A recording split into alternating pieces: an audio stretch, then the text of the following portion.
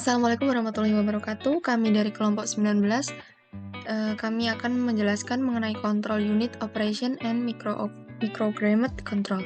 Dengan anggota kelompok, saya Mutia Anissa Molinda dengan NPM 154 dan teman saya Mutiara Fadilatus Zahro dengan NPM 205, kemudian Katrina Bidadari Pertiwi dengan NPM 240 dan Syahrurasi Kautsari dengan NPM 263.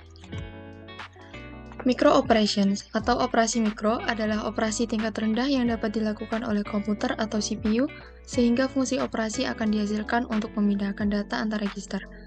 Salah satu cara dalam melakukan operasi mikro tersebut adalah dengan menggunakan bahasa transfer register atau register transfer language atau RTL. RTL adalah sebuah bahasa yang digunakan untuk menjabarkan atau menjalankan operasi mikro. Untuk mengungkapkan bahasa RTL ini, dapat digunakan notasi RTL yang merupakan aturan penulisan pemberian instruksi.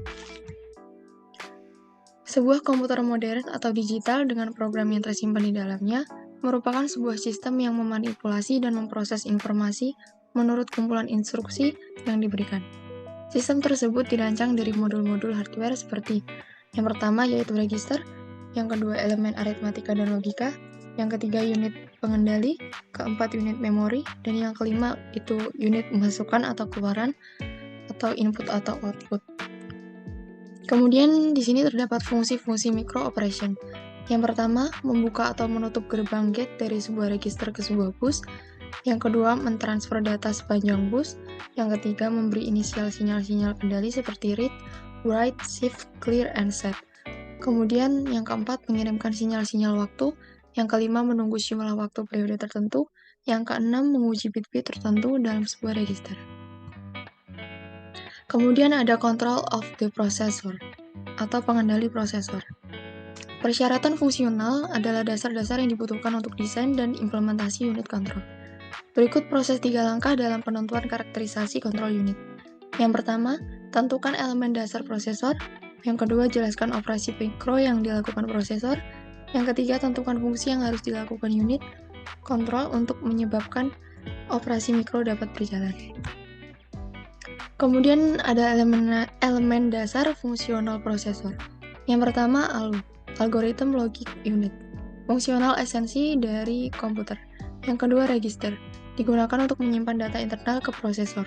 Yang ketiga, internal data patch, digunakan untuk memindahkan data ke register dan register ke ALU. Yang keempat, external data patch, perantara register ke memori dan modul I/O, dan sering menggunakan sistem bus. Yang kelima, kontrol unit, menyebabkan operasi terjadi dalam prosesor. Kemudian kontrol signal. Kontrol signal adalah komponen sistem pengaturan yang berfungsi mengelola sinyal umpan balik dan sinyal masukan acuan atau set point atau sinyal error menjadi sinyal kontrol. Unit kontrol yang menjalankan tugas berdasarkan fungsinya harus memiliki input yang memungkinkan untuk menentukan keadaan sistem dan output yang memungkinkan untuk mengendalikan perilaku sistem. Kemudian ada kontrol sinyal memiliki 3 tujuan yang berbeda. Yang pertama itu ada data patch. Unit kontrol mengontrol aliran data internal. Sinyal kontrol dari unit kontrol membuat gerbang terbuka sementara untuk membiarkan data berlalu. Kemudian ada ALU, Algorithm Logic Unit. Unit kontrol mengontrol operasi ALU oleh satu set kontrol sinyal. Sinyal-sinyal ini mengaktifkan berbagai sirkuit logika dan gerbang dalam ALU. Kemudian ada sistem bus. Unit kontrol mengirim sinyal kontrol keluar ke garis kontrol sistem bus.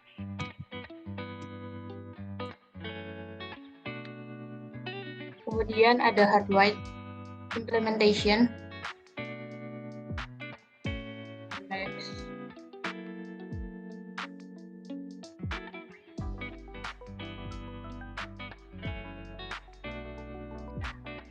Ya, hardware implementation pada dasarnya merupakan suatu unit kontrol yang berupa rangkaian kombinatorial.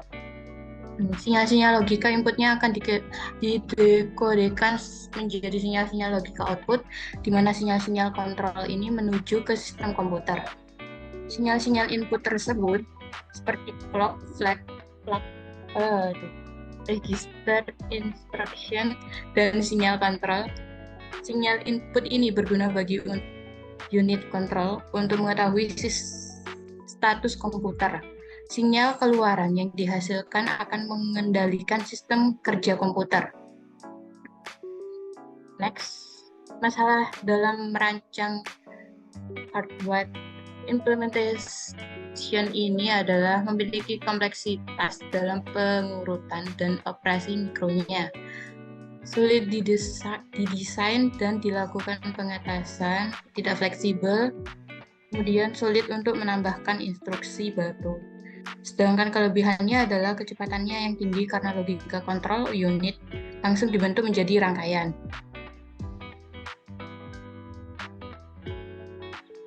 Adalah sinyal-sinyal kontrol bus, di mana tiap bit memiliki arti tertentu. Instruction register unit control menggunakan opcode, dan tiap opcode akan melakukan aksi yang berbeda. Sejumlah kombinasi sinyal-sinyal kontrol, instruksi berlainan, input logika untuk bagi setiap opcode. Decoder yaitu mengambil input yang didekodekan dan menghasilkan sebuah output yang umumnya memiliki n input biner dan 2 output biner.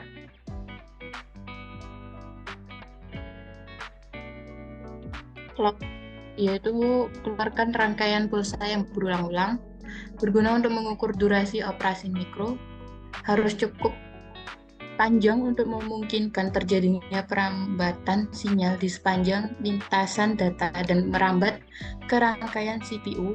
Sinyal kontrol yang berlainan dalam satuan waktu yang berbeda pada sebuah siklus instruksi tunggalnya dibutuhkan perhitungan sebagai input bagi unit kontrol dengan input kontrol yang berbeda untuk tiap satuan waktunya.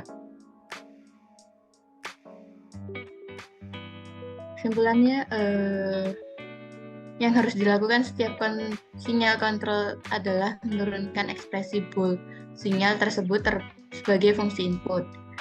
Kedua adalah tiap kali sinyal kontrol dibuat oleh CPU, hasilnya akan berupa persamaan boolean yang menentukan tingkah laku unit kontrol dan CPU.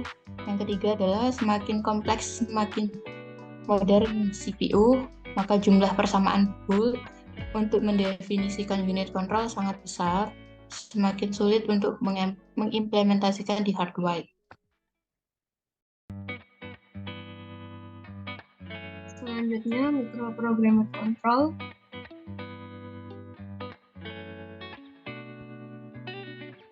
Microprogrammed control unit atau unit control through microprogram merupakan salah satu jenis unit control yang menggunakan konsep penyimpanan mikroprogram untuk pembangkitan sinyal-sinyal kontrol. Pada microprogrammed, serangkaian instruksi mikro disimpan dalam ROM sehingga sebuah instruksi dapat diubah dengan mengubah program mikro yang bersesuaian dengan instruksi tersebut, dan kelompok instruksi dapat dikembangkan dengan hanya menyertakan ROM tambahan yang berisi program mikro bersesuaian, menggunakan sekumpulan instruksi untuk mengontrol operasi yang kompleks. Rangkaian instruksi tersebut disebut dengan microprogramming atau firmware. Next. Komponen-komponen kontrol unit microprogrammed. Yang pertama ada instruction register. Fungsinya untuk menyimpan instruksi register mesin yang dijalankan. Lalu yang kedua ada control store berisi microprogrammed. Yang ketiga ada address computing circuiting, yang fungsinya menentukan alamat control store dari mikroinstruksi berikutnya yang akan dijalankan. Lalu yang keempat ada microprogrammed counter, yang digunakan untuk menyimpan alamat dari mikroinstruksi berikutnya.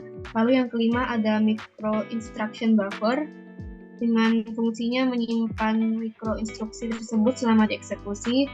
Dan yang terakhir, micro instruction decoder, berfungsi untuk menghasilkan dan mengeluarkan micro order yang didasarkan pada mikroinstruksi dan output instruksi yang akan dijalankan. Next.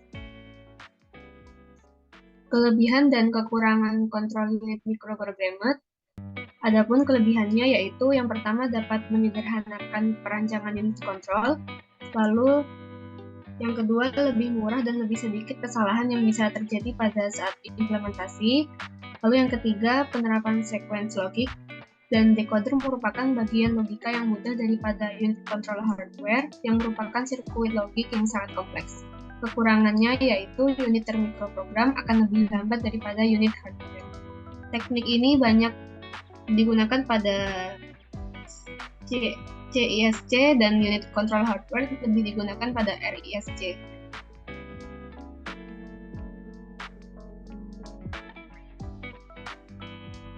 Kemudian ada deskripsi program, prinsip kerja kontrol unit dalam eksekusi instruksi CPU.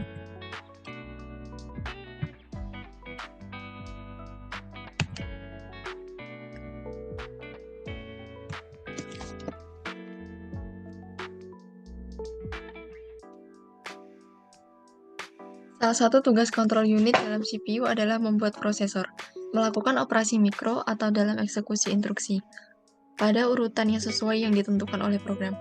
Dalam melaksanakan fungsinya, unit control harus memiliki input yang memungkinkan untuk mengetahui status sistem dan memiliki output yang dapat mengatur perilaku sistem. Maka dari itu, untuk final project, kelompok kami membuat program yang akan memberi gambaran secara langsung mengenai prinsip kerja kontrol unit dalam proses eksekusi instruksi CPU, di mana inputan unit control diinputkan oleh user. Adapun jenis inputan control unit yang akan dieksekusi pada program kami, yakni berupa instruction register. Pada program kami terdapat beberapa fungsi dan prosedur yang digunakan untuk mengatur output program, yaitu fungsi memproses instruction opcode, instruction address, instruction value, memory value. Fungsi memproses PC, MIR, akumulator, ALU. Fungsi tampilan CPU dan memori saat siklus fetch, decode, execute pada program. Fungsi animation loading. Fungsi tampilan siklus instruksi dan langkah-langkah setiap siklus. Pada saat program dijalankan, program akan menampilkan struktur CPU dan memori. Dalam hal ini, keadaan value di dalam memori masih kosong. Adapun register prosesor CPU akan ditampilkan oleh program yakni PC, CIR, MIR, MDR, control unit, akumulator, and ALU. Kemudian langkah selanjutnya user diminta untuk menginput nilai data, value, atau operand yang akan disimpan ke memori, beserta opcode pada alamat memori yang telah ditentukan. Dalam kasus ini, operation code dispesifikasikan oleh kode heksadesimal. Berikut kode heksadesimal opcode yang akan dieksekusi. 1. Mentransfer data dari lokasi memori ke register CPU. 5. Menghitung jumlah dari 2 operand. 2. Mentransfer data dari register CPU ke lokasi memori. Setelah selesai menginput, program akan melakukan eksekusi instruksi dengan menampilkan penjelasan pada setiap siklusnya, yang akan mengeksekusi data yang telah diinputkan. Kemudian video selanjutnya akan dijelaskan yaitu demo program. Baik, di sini saya sebagai perwakilan kelompok 10 akan melakukan demo program Python yang telah kelompok kami buat. Jadi tampilan pertama program kami yaitu akan menampilkan npm dan nama setiap anggota. Tekan enter. Kemudian tampilan menu utama. Pada tampilan menu utama ini akan ditampilkan struktur CPU dan memori. Dapat dilihat di sini bahwa memori value-nya ini masih kosong semua. Kemudian di sini juga opcode-nya masih kosong semua. Di sini akan ditampilkan perintah untuk menginput value pada alamat memori ke-10. Berarti value-nya nanti akan disimpan di alamat memori ke-10, berarti di sini. Semisal saya menginput angka 3, lalu value pada alamat memori ke-11, berarti di sini. Semisal saya menginput angka 6, selanjutnya perintah untuk menginput opcode pada alamat memori ke-101. Jadi di sini sudah terisi alamat instruksi, hanya opcode-nya saja yang masih kosong. Semisal saya input opcode 1, lalu alamat memori 102, berarti di sini. Misal saya menginput angka 5, opcode 5, lalu opcode pada alamat memori ke 103, berarti di sini saya akan semisal input opcode 2,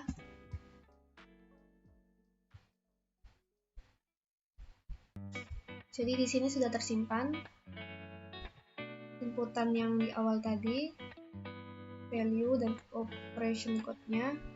Tekan enter. Di sini akan dilakukan operasi mikro siklus instruksi.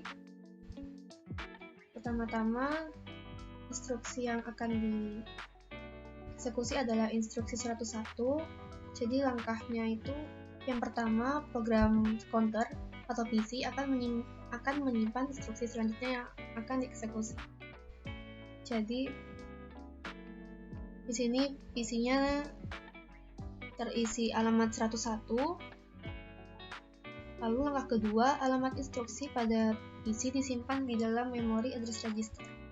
Jadi alamat instruksi di sini akan diteruskan ke memory address register. Di langkah pertama itu memory address register masih 0, dan di langkah kedua dia akan terisi alamat instruksi yang ada pada PC. Langkah ketiga, value yang ada pada alamat instruksi dimuat di memory data register. Nah, di sini alamat instruksi dan value yang ada pada memory address register akan disimpan ke memory data register. Di sini alamatnya 101. Di alamat 101 ini ada operation code 1 dan alamat 10. Maka ini akan diteruskan ke memory data register. Lalu yang keempat, instruksi pada memory data register disimpan di current instruction register dan PC dinaikkan 1 untuk menyiapkan instruksi berikutnya. Jadi di sini memori data register ini berisi instruksi alamat 101 dan value instruksi alamat 101. Nah, alamat instruksi ini akan diteruskan ke current instruction register. Selanjutnya tekan enter.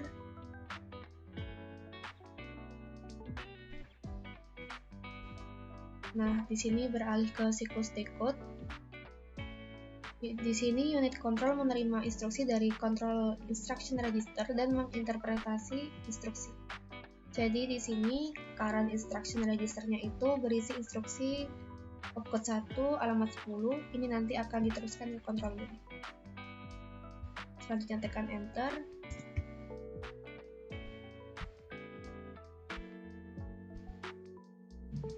Selanjutnya siklus execute masih pada instruksi 101. Di sini akumulator mengambil dan menyimpan value dari MDR. Karena operation code-nya adalah 1, maka akumulator ini akan mengambil value yang ada pada MDR. Di sini value-nya 3, maka akumulator di sini akan berisi 3. Enter.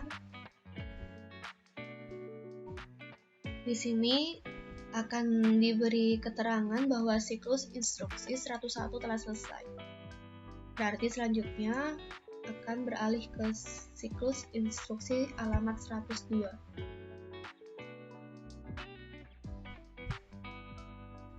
Sama dengan alamat instruksi 101, di sini operasi mikro siklus instruksi 102 juga dimulai dengan siklus fetch. Langkahnya hampir sama dengan instruksi 101, bedanya hanya pada PC. Di sini PC akan menyimpan instruksi selanjutnya yaitu 102. Nah, di sini current instruction register, memory address register, memory data register, control unit, akumulator masih berisi data dari instruksi 101. Nah, Selanjutnya, langkah kedua, alamat instruksi pada PC disimpan di memory address register. Jadi, yang di sini awalnya 101, dia akan berganti menjadi alamat instruksi 102, mengikuti PC. Lalu yang ketiga, value yang ada pada alamat instruksi dimuat di memory data register. Jadi di sini, memory address register, alamatnya 102. Instruksi pada alamat 102 ini, opcode 5, alamat 11, berarti di sini. Selanjutnya, instruksi pada MDR disimpan di current instruction register dan dinaikkan 1 untuk menyiapkan instruksi berikut.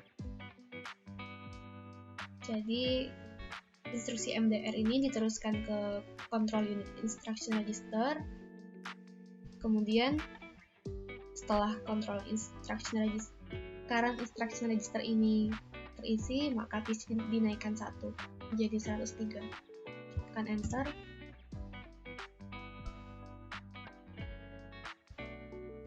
Kemudian siklus decode, unit control menerima instruksi dari current instruction register dan menginterpretasi instruksi. Jadi di sini instruksi current instruction register diteruskan ke control unit. Tekan enter.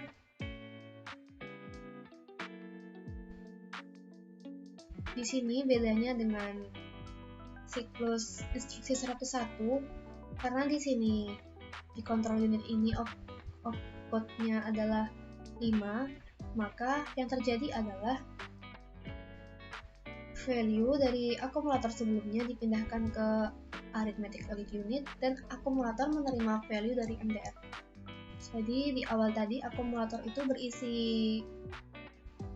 data 3 hasil dari operasi mikro siklus instruksi 101.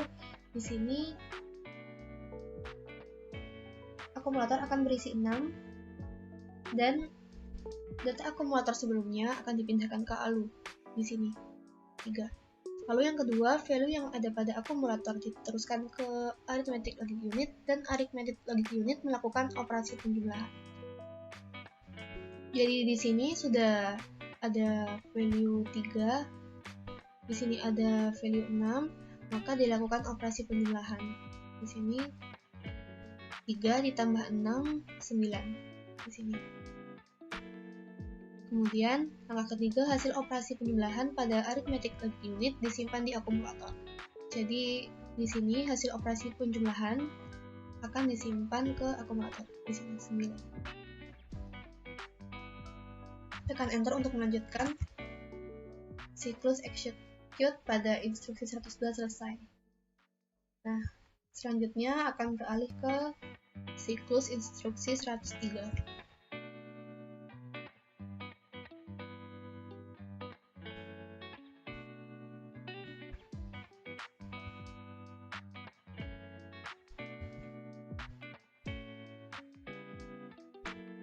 Di sini dimulai dengan siklus fetch, hampir sama dengan siklus fetch instruksi-instruksi sebelumnya. Langsung saya lewati saja.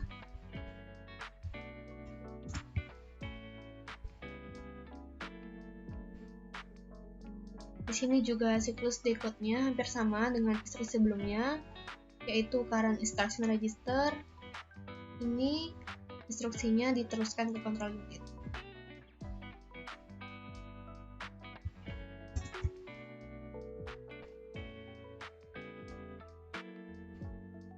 Nah, di sini karena control unit ini operation code-nya adalah 2, maka yang terjadi adalah yang pertama ini value yang ada pada akumulator dipindahkan ke memory data register. Jadi, sebelumnya itu memory data register ini berisi